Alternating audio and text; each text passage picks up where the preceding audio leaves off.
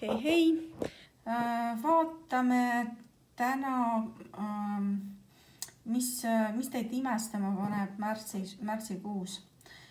Valige palun üks kaart, 1, 2, 3 ja vaatame, et kui soovite kontsentreeruda, võite pausile panna ja hakkan iseenesest nagu avama kaarte. Nii, esimene positsioon, kes valis.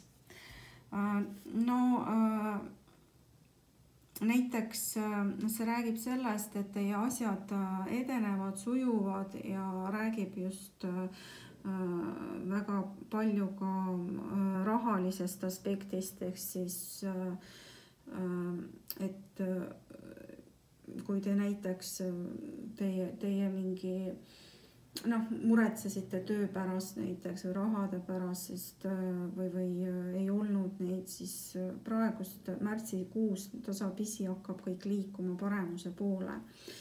Et see paneb teid imestama, võib-olla ootamatu. Nii, variant 2.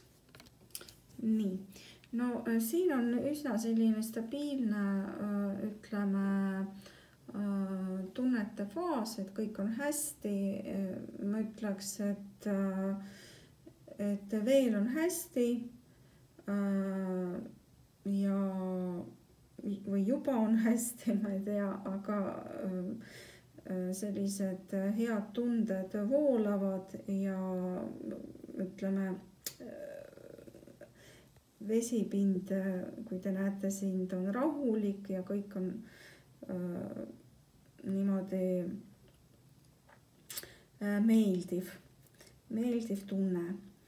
Nii, vaatame, mis on viimaseks. Tuli 3. variant ja tulevad mingid muutused teil, et nii nagu oli, niimoodi ei jää. Ja vaatan kohe, valin veel ühe kaardi, et mis suunas need muutused siis toimuvad teil. Nii. Ütleme, see on selline kaart, mis räägib sellest, et on palju energiat ja ütleme, ta on üsna võib-olla ka natuke selline, ta ei ole ohtlik kaart, aga ta on hästi energiat täis kaart.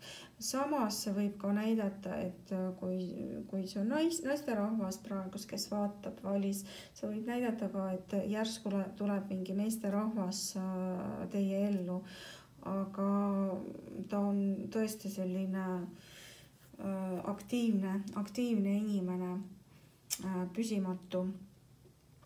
Või siis teie olete see kuu selline inimene, kes väga palju tegutseb. Et niimoodi.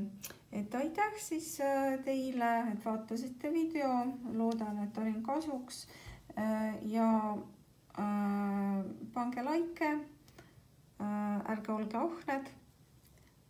Aitäh teile ja järgmiseni korrani. Tšau!